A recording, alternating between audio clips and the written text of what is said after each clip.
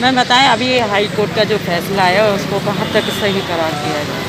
जी, आज जो प्रोसीडिंग्स हुई हैं उसमें सबसे पहले यूनियन ऑफ इंडिया को पार्टी बनाने के लिए अलाउ कर दिया गया है, क्योंकि कॉन्स्टिट्यूशन चैलेंज हुआ है। इस वजह से यूनियन ऑफ इंडिया को पार्टी बनना ज़रूरी होता है। उसके बाद 5 राहतें मांगी गई थी सचिन पायलट और उनके ग्रुप की तरफ से, जिसमें से 3 अलाउ हुई हैं और 2 रिजेक्ट हो गई हैं। जो रिजेक्ट हुई हैं मतलब कि हाईकोर्ट ने कहा है कि हम इसको सुन नहीं सकते, हमारे अधिकार में नहीं आता ये।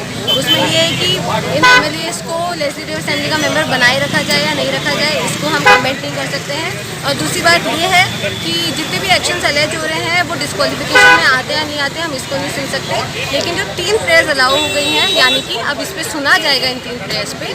वो कहते हैं कि पैराग्राफ 2(1) है जिसके ऊपर ये सारी कंट्रोवर्सी घूम रही है, वो कॉन्स्टिट्यूशन में अल्ट्रा वायरस है, यानी कॉन्स्टिट्यूशन की मूल भावना के अकॉर्डिंग है या नहीं है।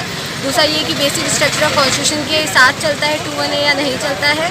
और तीसरा ये कि जो शो कॉज नोटिस डेटेड 14 जुलाई है वो वैलिड है या नहीं है, हम इस पे सुनेंगे अब आगे। जो फैसला आया है इसमें यथावत अपनी काहे की स्थिति बनाए रखे, तो इसके बारे में क्या कहेंगे मैडम?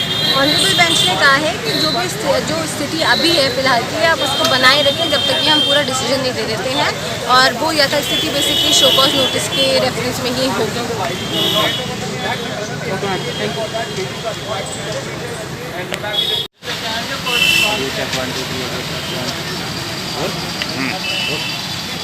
पूरी याचिका लगी देखिए, जो घटनाक्रम 7 दिन से चल रहा है उसी कंटिन्यूएंस में आज कोर्ट ने 10:30 बजे बैठी और कोर्ट ने जो एप्लीकेशन पायलट ग्रुप के पक्ष द्वारा लगाई गई थी कि यूनियन को पार्टी बनाया जाए उसको मंजूर कर दिया। यूनियन की तरफ से एसजी उपस्थित भी हो गए और उन्होंने कहा मुझे समय चाहिए जवाब के लिए। कोर्ट ने उन्हें समय दिया और उसके बाद कोर्ट ने कहा हम 15-20 मिनट का ब्रेक लेते हैं। कोर्ट ब्रेक लेने के बाद दोबारा बैठती है और बैठने के बाद एक ऑर्डर सुनाती है जिसमें कहा जाता है कि स्पीकर द्वारा 14 जुलाई को जो ऑर्डर दिया गया है, नोटिस दिया गया है, उसको यथास्थिति बरकरार की जाए। साथ ही साथ प्रेयर नंबर ए, बी और ई उसी पे सुनवाई होगी, सी और डी पे हम सुनवाई नहीं करेंगे। पार्टी इसको डायरेक्शन दे दी है कि अपनी प्लीडिंग कंप्लीट कर ले और एक बार प्लीडिंग कंप्लीट हो जाती है उसके उपरांत सुनवाई होगी। सी और डी में क्या था? सी और डी में उनकी तरफ से ये मांगा गया था कि स्पीकर को पावर्स ही नहीं है डिस्क्वालीफाई करने की, तो कोर्ट ने कहा इस पर हम हस्तक्षेप नहीं करेंगे। आगे किस तरह से फैसला रहेगा कि क्या नई याचिका दाखिल कर सकेंगे? बिल्कुल, स्पीकर स्वतंत्र है, अगर कोई याचिका उनके समक्ष आती है तो वो उसका निस्तारण कर सकते हैं। फैसला जो है क्या सुप्रीम कोर्ट में इसमें अपील करेंगे? पहले सुप्रीम कोर्ट में जो कल मामला चल रहा है उसमें पहले से कहा गया है कि जो भी आज ऑर्डर होता है वो विचाराधीन रहेगा सुप्रीम कोर्ट की उस याचिका के तहत।